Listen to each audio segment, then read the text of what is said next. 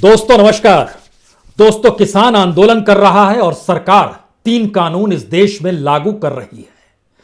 किसान सर्द रातों में दिल्ली की सीमा पर बैठा हुआ है।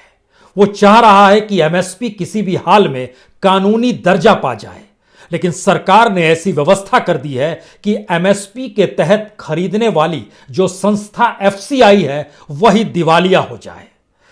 और जो बिसात इन 3 कानूनों को लेकर बिछाई गई वह कोई आज की बिसात नहीं है। बीते 4-5 बरस में, यानी मोदी सरकार जब सत्ता में आई तभी से ऐसी व्यवस्था की जा रही थी कि जब यह 3 कानून बना दिए जाएं और संसद में उस पर मुहर लग जाए, उसके बाद इस देश के भीतर में एमएसपी की कोई व्यवस्था नहीं रहे, मंडी किसी मायने में टिके नहीं और किसान खुले बाजार में बाजार के अनुकूल होकर यह मानकर चले कि जो कीमत उसे मिलेगी उस कीमत पर उसे अपना अनाज बेचना पड़ेगा।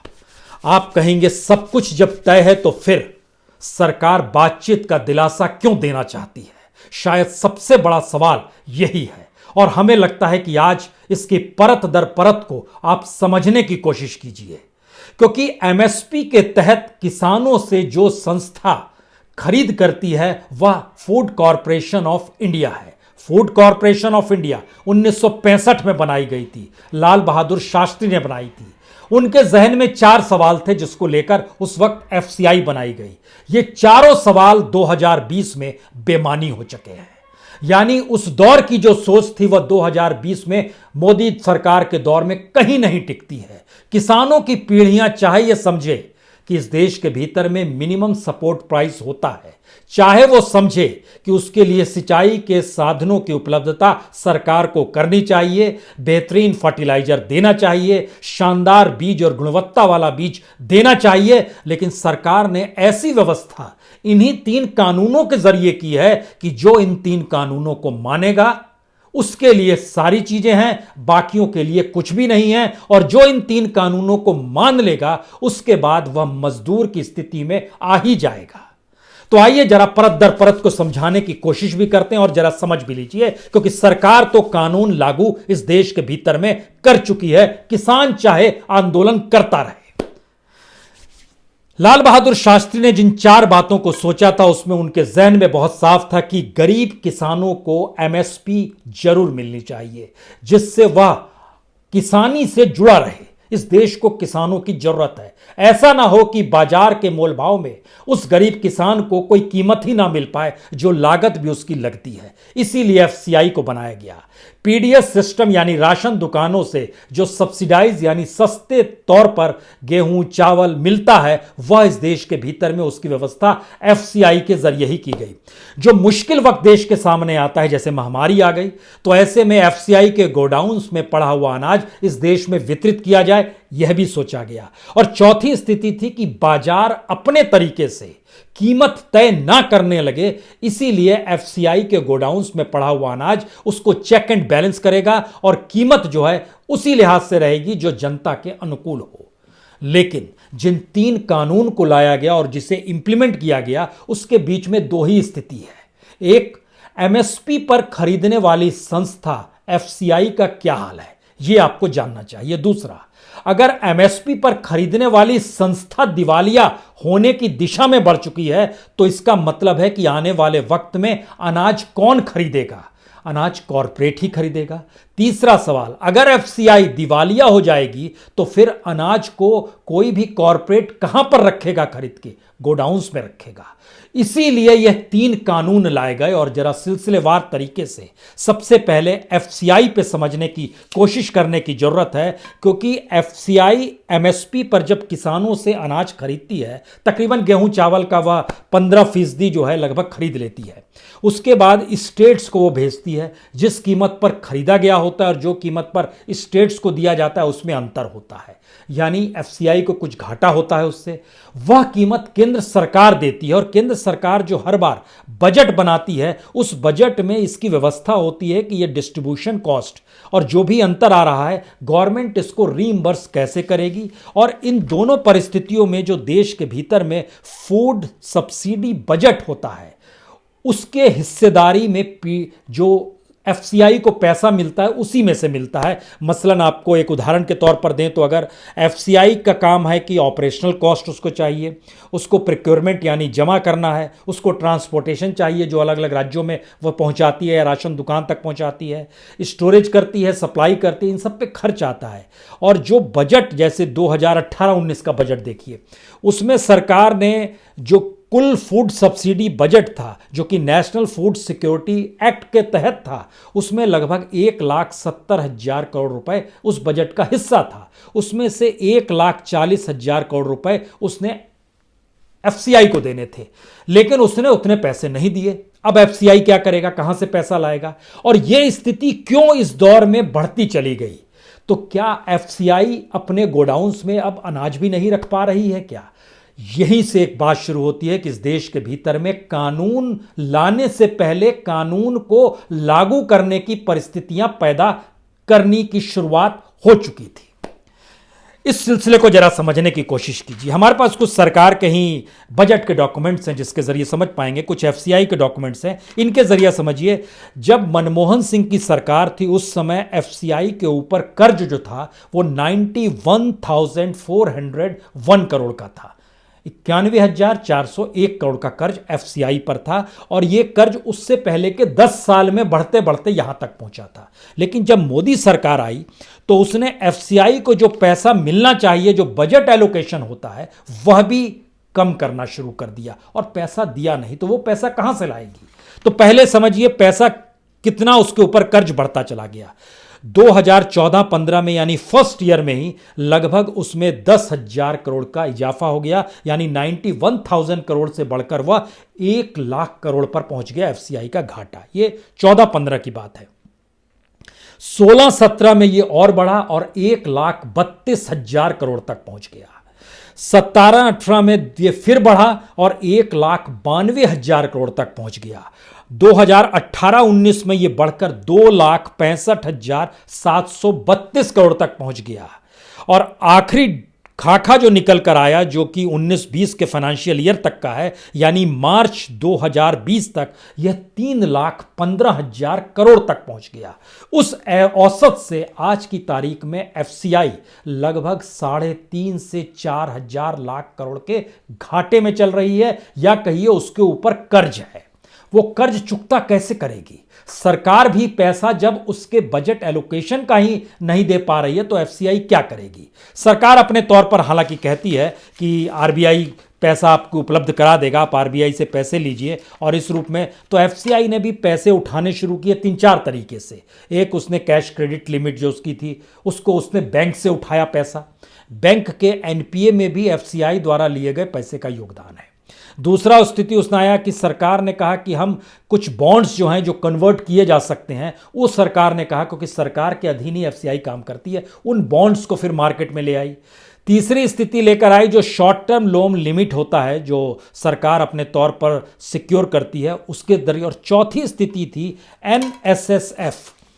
एनएसएसएफ जो है, इससे उसने कर्ज लिया और सबसे बड़ा कर्ज उसने यही लिया। एनएसएसएफ का मतलब बहुत साफ है कि ये सरकार द्वारा जो नेशनल स्मॉल सेविंग फंड है उसके जरिए इसने कर्ज उठाया, और जो कर्ज उठाने की स्थिति है ये हर बरस दर बरस उठाती चली गई। जैसे 2016-17 में इसने लगभग 66,000 करोड़ उठाया, उसके बाद इसने लगभग 90,000 करोड़ रुपया उठाया, और उस पर भी लगभग 8.8% इंटरेस्ट देना पड़ता है। यानी ध्यान दीजिए, तो एफसीआई धीरे धीरे कंगाल होने लगी, और एफसीआई को जो पैसा चाहिए अनाज रखने के लिए, सुरक्षित रखने के लिए, उस पैसे की भी भरपाई, वहां पर बिजली भी चाहिए, पानी भी चाहिए, जो गोडाउन्स बनाए जाते हैं, जो वेयर हाउस बनाए जाते हैं, वहां पर इसकी स्थिति नाजुक होती चली गई। और इसी प्रोसेस में अभी कानून आया नहीं था और एफसीआई घाटे में चल रही थी। आज की तारीख में 3.5 लाख करोड़ से ज्यादा के कर्ज में एफसीआई डूबी हुई है। तो यह कर्ज तो पहले से शुरू हो गया। इसने इस दौर में समझौता करना शुरू किया प्राइवेट वेयरहाउस से। सबसे बड़ा वेयरहाउस अडानी का। अडानी के वेयरहाउस का मतलब यह था कि आप उनके जरिए समझौता करते चले जा रहे हैं, और उन्होंने जो कंपनी बनाई वो AALL है, यानी जो अडानी के अपने डिपोज हैं, अडानी की अपने तौर पर जो भी अडानी एग्रो लॉजिस्टिक लिमिटेड इसका पूरा नाम है, जो इसने बनाना शुरू किया 2015 के बाद से ही तेजी के साथ इन्होंने बनाना शुरू कर दिया। इससे पहले बहुत छिटपुट गोडाउन्स थे, लेकिन इस दौर में तेजी और रवानगी आ गई। एफसीआई ने इनके साथ समझौता करना शुरू कर दिया। एफसीआई अपने माल को सीधे इन्हीं के गोडाउन्स में रखने लगी और 700 करोड़ रुपए की डील एफसीआई के साथ इनकी हुई। यानी 700 करोड़ रुपए एफसीआई इनको देगी और यह अपने तौर पर अनाज को अपने गोडाउन्स में रखेंगे। और इन्होंने धीरे धीरे ऐसी व्यवस्था की कि उन गोडाउन्स में सीधे किसान माल लेकर आ जाए, और यह अलग अलग राज्यों में लागू कर दिया गया, हो रहा है। किसान सीधे माल अडानी साहब के गोडाउन तक ले जाए, यानी एफसीआई भी इससे हट गई। एफसीआई का काम सिर्फ इतना रहा कि एमएसपी पर वो खरीद की दिशा में बढ़ेगी, माल जब उठाया जाएगा तो सीधे इस गोडाउन तक आ जाएगा। 5,75,000 मीट्रिक टन, यह जो देश के 4-5 राज्य हैं, इसमें पंजाब है, इसमें हरियाणा है, तमिलनाडु है, कर्नाटक है, महाराष्ट्र है, वेस्ट बंगाल है, यहां पर एफसीआई के गोडाउन्स में जो माल रहना चाहिए वह अडानी एग्री लॉजिस्टिक लिमिटेड के वेयरहाउस यानी उनके गोडाउन्स में यह माल चला जा रहा है। यह लागू हो चुका है कानून, यह चल रहा है। मध्य प्रदेश में स्थिति तो इससे और आगे चली गई। मध्य प्रदेश में एफसीआई कोई अनाज नहीं रखती है, सारा अनाज राज्य सरकार ने ही सीधे सौदा अडानी के साथ कर लिया। एफसीआई जो खरीदेगी एमएसपी पर, वह सीधे अभी इस गोडाउन की दिशा में जा रहा है, उस गोडाउन में जा रहा है 3 लाख मीट्रिक टन। जी, यह अडानी के गोडाउन्स में सीधे मध्य प्रदेश सरकार से समझौता है। इस दिशा में अडानी के गोडाउन्स बिहार में, उत्तर प्रदेश में, गुजरात में, और इसके अलावा पंजाब और हरियाणा में भी और भी बन रहे हैं, लेकिन ये 3 राज्य भी इसके दायरे में आ गए। यहां से 2-3 सवाल शुरू होते हैं। पहला, जब एफसीआई दिवालिया हो जाएगी, जो दिवालिया होने की स्थिति में एफसीआई लगभग आकर खड़ी है, क्योंकि 3.5 से 4 लाख करोड़ का कर्ज वो कैसे चुकता करेगी, जबकि उसकी अपनी परिस्थिति यह है कि उसके यहाँ लगभग 22,000 से ज़्यादा कर्मचारी काम करते हैं। इस देश के भीतर में 5 जगहों पर जोनल ऑफिस है, 24 जगहों पर रीजनल ऑफिस है, दिल्ली में हेडक्वार्टर है, हर जिले में डिपो है, वहाँ पर सेल्स का काम होता है, कॉन्ट्रैक्ट्स होते हैं, प्रोक्योरमेंट होते हैं, मूवमेंट्स होते हैं, एस्टेब्लिशमेंट खर्चा होता है, जो भी क्वालिटी कंट्रोल होती है, जो भी ऑपरेशनल अकाउंट्स होता है, यानी जो सिविल का काम भी होता है, इंजीनियरिंग मैकेनिकल का काम भी होता है, सारी बड़ी तादाद लगभग 22,000 से ज़्यादा कर्मचारी एफसीआई से जुड़े हुए हैं। लगभग 60,000 कॉन्ट्रैक्ट पर काम करते हैं एफसीआई की। ये सारे शिफ्ट होंगे और शिफ्ट हो रहे हैं धीरे धीरे। कॉन्ट्रैक्ट वाले लगभग आधे से ज़्यादा शिफ्ट हो चले हैं अडानी के वेयरहाउस और उनके जो सिलो गोडाउन्स हैं उसमें ये तब्दील हो चले हैं। इसका मतलब है कि ये ट्रांसफ़र ऑफ पावर भी है और ट्रांसफ़र ऑफ सिस्टम भी अपने आप शिफ्ट किया जा रहा है। तो इसका मतलब यह भी हुआ कि कानून तो लागू कर दिया गया, और कानून क्या है और उसकी क्या परिभाषा गढ़ी गई यह भी हम आपको बताएं, लेकिन उससे पहले और जरा इन स्थितियों को समझिए। एफसीआई ने जब लोन लेना शुरू किया और आज की तारीख में जब उसके ऊपर 3.5 लाख करोड़ से ज़्यादा है और इन चीज़ों को चुकाने के लिए उसके पास पैसा नहीं है, तो सरकार इतना ही पैसा रिलीज कर रही है जिससे वो प्राइवेट हाथों में वह पैसा दे सके और प्राइवेट गोडाउन्स डेवलप हो सके। अब भी आपके जहन में सवाल होगा कि गोडाउन्स ही तो बन रहे हैं, लेकिन सवाल है कि अगर एफसीआई कोलैप्स कर गई तो फिर एमएसपी पे खरीदेगा कौन? क्या अडानी गोडाउन्स में रखने के लिए एमएसपी पे खरीदेंगे? तो किसान जब कल बातचीत करने जाएं तो बहुत साफ तौर पर कहें कि इस देश के भीतर में जो भी प्राइवेट गोडाउन्स हैं वह जो भी अनाज लेंगे वह एमएसपी पर ही लें, इसकी गारंटी हमको चाहिए और यह कानून चाहिए। तो क्या किसानों को यह कहना चाहिए? कल कहना चाहिए, क्योंकि अन्यथा वो कहेंगे ये तो प्राइवेट गोडाउन्स हैं, ये सरकारी गोडाउन्स तो है नहीं, तो हम किसी जिम्मेदारी पर भी नहीं है, हम तो प्रॉफिट एंड लॉस देखेंगे। यह एक पहली स्थिति है। उसके बाद की अगली स्थिति में जब आप आते हैं तो एफसीआई ने जो एनएसएसएफ से जो कर्ज लिया है, जिसका जिक्र हम कर रहे हैं, जो खास तौर से उससे बड़ी तादाद में जो नेशनल स्मॉल सेविंग फंड जिससे लिया गया है, उससे लगभग 1,91,000 यानी तकरीबन 2 लाख करोड़ रुपए एनएसएसएफ से ही लिया गया है। नेशनल स्मॉल सेविंग फंड से ही लगभग 2 लाख करोड़ उठाए गए हैं। उसका चुकता कैसे करेंगे ये किसी को नहीं पता है। इस दौर में अगर यह स्थिति है और इस दौर में अगर अब आप कानूनों को देखना शुरू कीजिए तो हमको लगता है एक एक कानून को जरा समझ लीजिए, क्योंकि जब आप एफसीआई अगर दिवालिया हो जाएगा तो इस देश के भीतर में उस बाजार के लिए यह कानून लाया गया है जिस बाजार को सब चीजें तय करनी है। आप कहेंगे ये कैसे तय करनी है? तो जो लोग इस कानून की बारीकियों को नहीं समझ पाते हैं वो जरा समझ लें। आज जरा कृषक उपज व्यापार और वाणिज्य संवर्धन और सरलीकरण कानून 2020 में लाया गया। सरकार ने 3-4 बातों का जिक्र किया। होगा क्या? सरकार ने कहा कि देखिए एपीएमसी की रजिस्टर्ड मंडियों से बाहर आप फसल बेच सकते हैं, किसानों को लाभ है। फसल बिना रोक टोक के दूसरे जिलों में जा सकता है, दूसरे राज्य में जा सकता है, कुछ नहीं लगेगा। और बिल पर जो मार्केटिंग और ट्रांसपोर्ट का जो खर्च होता है उसको भी कम किया जाएगा, उससे किसानों को लाभ होगा। और जो इलेक्ट्रॉनिक व्यापार भी इस दौर में उसका ढांचा तैयार किया जाएगा जिससे किसान घर बैठा रहे और उसके यहाँ कितना अनाज हुआ है उसको इलेक्ट्रॉनिक तरीके से माप लिया जाए। तो क्या दिक्कत है इस कानून में? दिक्कत यह है कि अब इसका एग्रीकल्चर जो स्टेट के हिस्से में आता है कॉन्स्टिट्यूशनली, अब उसका राजस्व स्टेट को नहीं मिलेगा। पहला स्टेट के साथ संकट यह है, यानी मंडी फीस बंद हो जाएगी।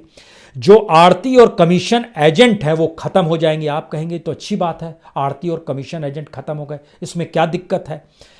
एमएसपी की खरीद बंद हो जाएगी। बोलेंगे ये तो एमएसपी की बात ही नहीं है, यहां तो ओपन व्यापार होगा, जितना मन चाहे उतना कोई भी किसी भी कीमत पर ले सकता है, बेच सकता है। और इलेक्ट्रॉनिक व्यापार, यहां पर क्या दिक्कत है? किसान भी धीरे धीरे आज मोबाइल समझ गए, कल टेक्नोलॉजी समझ जाएंगे। अब यहां से खेल शुरू होता है कि पहला राउंड एमएसपी पर खरीद नहीं होगी। दूसरा राउंड जो आड़ती और कमीशन एजेंट है उसकी जगह इस देश के भीतर में लगभग 86% छोटे छोटे किसान है। उन किसानों से कोई भी बड़ी कंपनी वाला सीधे डील नहीं करेगा, वो पूरा का पूरा बीच में एक नेटवर्क इसी कमीशन का शुरू होगा जो इनसे डील करेगा और इन तक एक मुश्त माल पहुंचाने की स्थिति में लाएगा। यानी इस देश में एग्रीकल्चर को कोऑपरेटिव में नहीं लाकर सरकार ने बिचौलियों की नई भूमिका कॉरपोरेट और बड़ी कंपनियों के मार्फत शुरू की कि उनके मातहत काम करने वाले लोग छोटे किसानों से डील करेंगे और उनसे कौन सी फसल उपजानी है, उस फसल को कैसे उपजाना है, यह दूसरे कानून में आता है।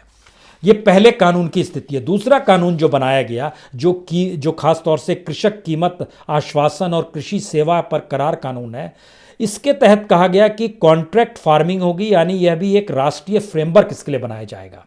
यह भी कहा गया कि जो किसान है, जो खास तौर से फर्मा है, जो प्रोसेस करते हैं, थोक व्यापारी है, जो निर्यातक हैं, बड़े खुदरा विक्रेता हैं, उनके साथ किसान सीधे कॉन्ट्रैक्ट कर सकता है, यह कानून ये कहता है।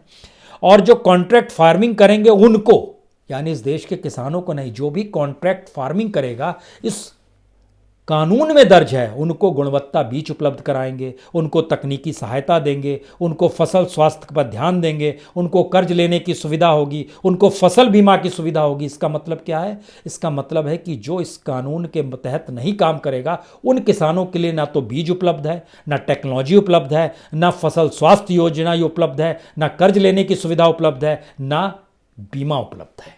ये फैक्ट है।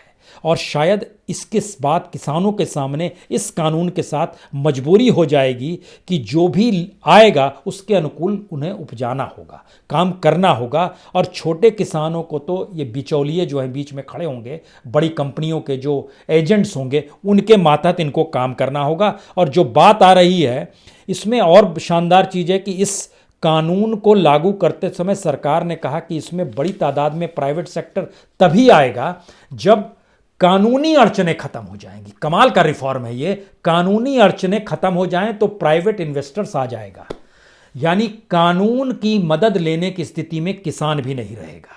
इसीलिए एसडीएम कोर्ट का जिक्र हुआ और बाद में जो कह रहे हैं कि हम सिविल कोर्ट भी जोड़ देंगे, तो फिर उसके पीछे यह है कि इस देश के भीतर में जिसके पास पैसा होता है उसके अनुकूल न्याय होता है। ये कोई छुपा हुआ सच नहीं है, ये सब कुछ उजागर सच है। तीसरा कानून आवश्यक वस्तु कानून जो लाया गया है, संशोधन कानून, इसमें कहा गया है कि गेहूं, चावल, दाल, तिलहन, खाद्य तेल, प्याज, आलू, जो भी चीजें हैं, इन सब का भंडारण अब कोई भी कितनी भी बड़ी तादाद में कर सकता है। यानी एफसीआई को जब बनाया गया था उस समय ये मानकर चला गया था भंडारण एफसीआई करेगी। उस समय ये मानकर चला गया था भंडारण से ही कीमतें तय होती हैं। लेकिन भंडारण जब प्राइवेट सेक्टर के हाथ में होगा तो वही चीजें तय करेगा। तो मिडिल क्लास जो शहरों में बैठा हुआ है और खेती के बारे में नहीं जानता है, कम से कम यह तो जान ले कि वह कंज्यूमर है, उपभोक्ता है, वो बाजार में कुछ खरीदने जाएगा, वह कीमत किसान द्वारा खरीदी गए अनाज की कीमत पर नहीं मिलेगी, बल्कि भंडारण और उससे होने वाले लाभ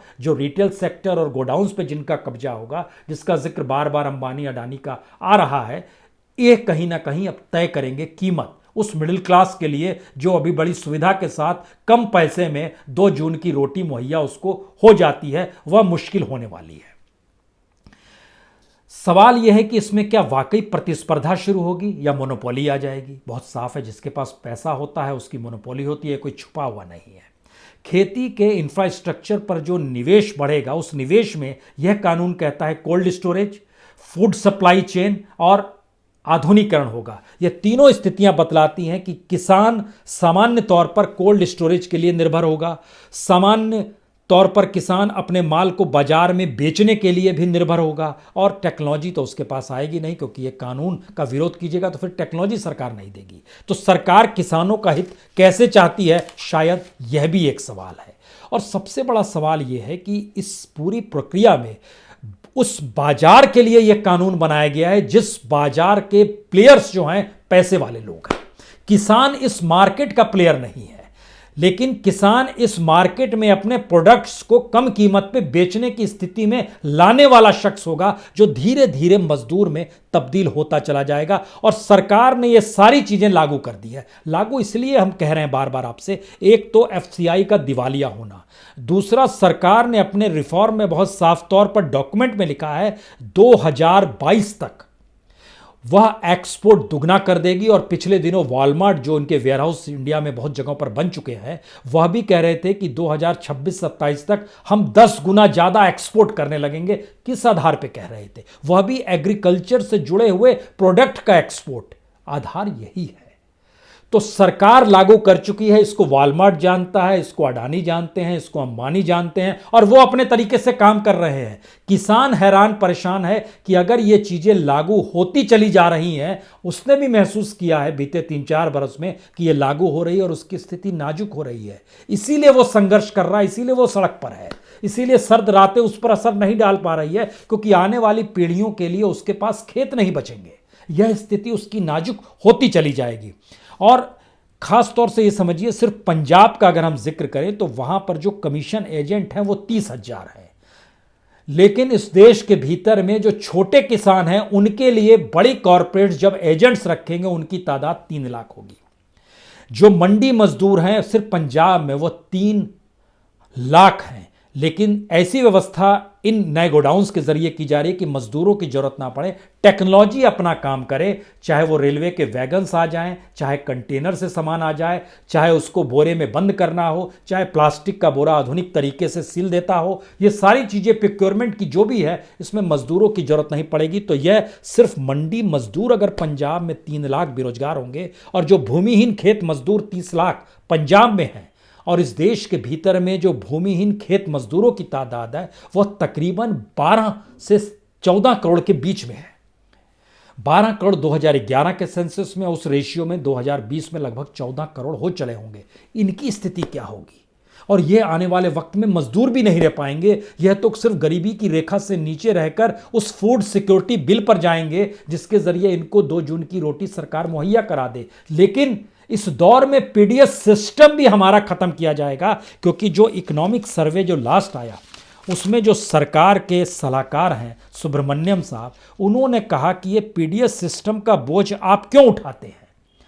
सरकारी खजाने पर बड़ा बोझ पड़ता है, इसको खत्म कीजिए और इसको प्राइवेट हाथों में दे दीजिए, और किसानों को कुछ डायरेक्ट बैंक में पैसा डाल दीजिए। तो क्या जनधन योजना इसीलिए खोली गई थी कि हम सिर्फ पैसा देंगे और उस पैसे से आप चावल खरीदिए, गेहूं खरीदिए, दाल खरीदिए, किरासन तेल खरीदिए, जो भी खरीदिए, लेकिन उसको बेचने वाले हम नहीं होंगे, वो कोई प्राइवेट सेक्टर होगा, वो XYZ कोई भी हो सकता है, कोई भी बड़ा ग्रुप हो सकता है। तो ये एक ऐसी स्थिति इस देश के भीतर में, यानी सरकार अपने तौर पर इन 3 कानूनों को अगर लागू करा चुकी है। अब ये खतरा, आखिरी बात इसलिए आपको ये समझनी चाहिए कि इस देश के भीतर में जो इंडस्ट्रीज है, जो कॉरपोरेट है, बड़ी तादाद में सब दिवालिया हो जाते हैं। जैसे एफसीआई को सरकार ने दिवालिया कर दिया ना, सरकार इकोनॉमी नहीं संभाल पाती है तो वह भी दिवालिया हो जाते हैं। हमारे पास सरकार की जो गवर्नमेंट ऑफ इंडिया की जो अपनी मिनिस्ट्री है उसके ज़रिए जो चीज़ें डेवलप करती है, उसने जानकारी कई चीज़ों की दी। उसके ज़रिए 2-3 बात जो निकल कर आई, उसमें एक चीज़ तो ये निकल कर आई कि सरकार जितनी भी प्रोजेक्ट्स बनाती है, जो ministry of statistics and programme implementation है उसने बताया, उन प्रोजेक्ट्स को भी वह 5 साल के टारगेट में पूरा नहीं कर सकती है। इस पर उसको बोझ लगभग 4,34,000 करोड़ से ज़्यादा का पड़ने वाला है। लगभग 536 प्रोजेक्ट ऐसे हैं जो लेट से चल रहे हैं।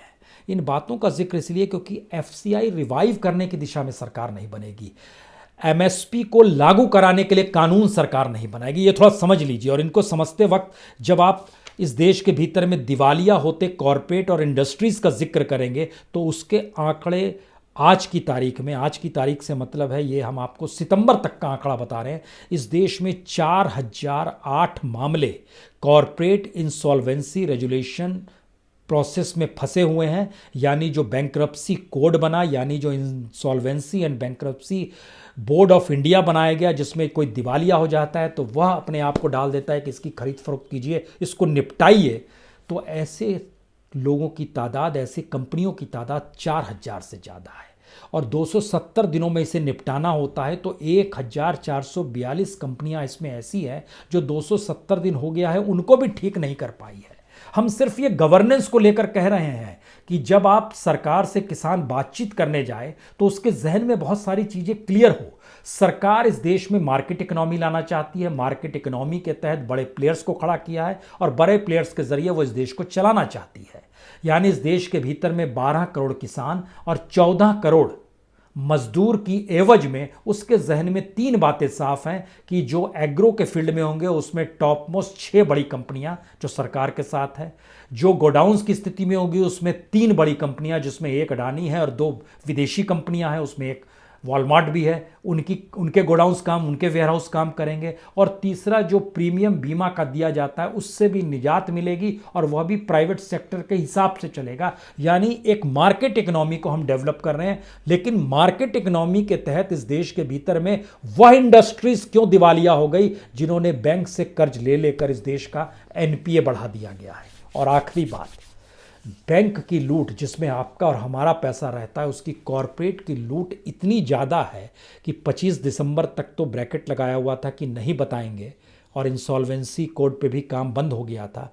लगभग बैंकों पर एनपीए अब 15% तक इस फाइनेंशियल ईयर में यानी मार्च तक पहुंच जाएगा। ये दुनिया में सबसे ज़्यादा एनपीए की स्थिति में भारत के बैंक्स डूबते हुए नजर आ रहे हैं। और इस प्रोसेस में किसान अपने प्रोडक्ट को अपने तरीके से ना उपजा पाएगा, ना बेच पाएगा, ना मंडी जा पाएगा। और इस पूरी इकोनॉमी से जो हमारे देश के भीतर में लगभग 22 से 23 करोड़ लोग जुटे रहते हैं, कोई मजदूर है, कोई कहीं पर खेत मजदूर के तौर पर है, कोई बाजार में माल बेच रहा है, कोई छोटे छोटे किराना, ये सारी परिस्थितियों को खत्म करने की दिशा में यह 3 कानून हैं। किसानों की बात कल की बातचीत में कुछ भी नहीं मानी जाएगी क्योंकि इस देश में कानून लागू हो चुका है और एफसीआई को दिवालिया बनाने की दिशा में सरकार बढ़ चुकी है। बहुत बहुत शुक्रिया, बहुत बहुत शुक्रिया।